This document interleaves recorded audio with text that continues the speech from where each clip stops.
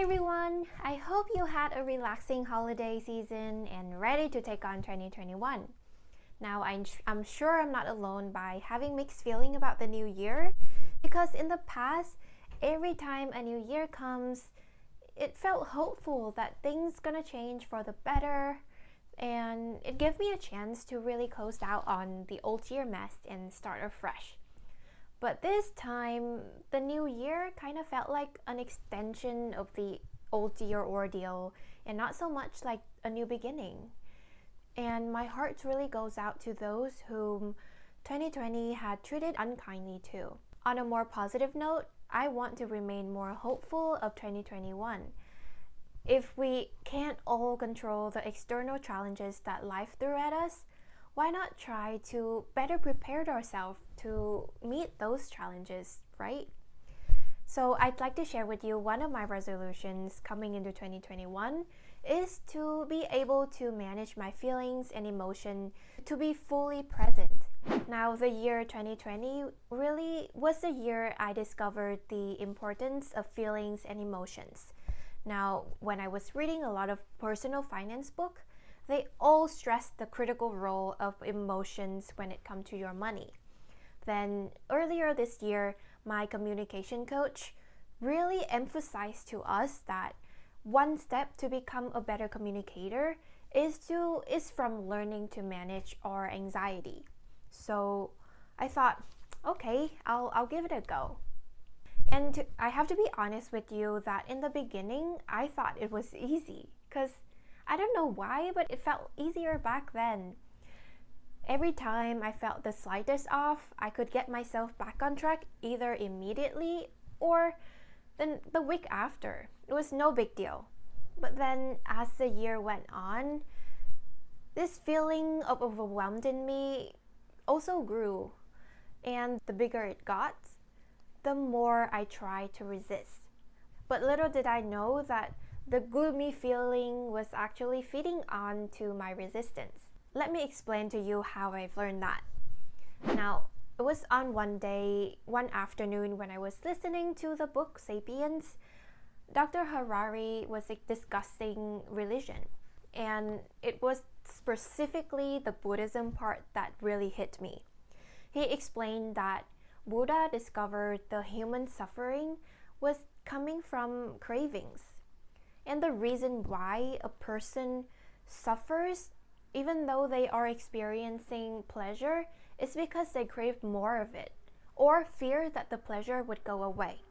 On the other hand, a person would suffer when they go through pain is because they crave pleasure or want the pain to go away. And Buddhism teaching lies on the essence of freeing human suffering from letting go of craving and instead fully experience the pain and pleasure as is. Then I thought to myself, maybe I'm feeling this way because I'm resisting. On a high level note, I wasn't feeling good and I was trying to resist that because I want to feel good. Then obviously I was feeling down, but I was trying to do everything in my power to bring back my positivity, but nothing worked. And obviously, there are other factors into the fold that 2020 has brought along, and I am not here to downplay any of that. Other than the external factors, I thought maybe I should let go of my resistance. Maybe I should give myself time and really allow me to soak in all the feelings, regardless of whether I think it is good or not. If I need rest, I shall rest. If I'm feeling sad, then I shall give myself the permission to feel all the sad emotions. In some sense, I'm still struggling to find the boundary between attending my emotional needs and indulging in my laziness. But I'm taking it one step at a time to see where things go. And I wish I can, but I can't give you the satisfying answer that I let go of my craving and the resistance and feeling great because I'm still learning to let go. If you are interested, there are a lot of ways you can practice, like meditate, journal or workout, etc., etc. My main go-to is to take a deep breath, and then in my breath out, release all the tension in my body, in my head, in my jaw, and then repeat.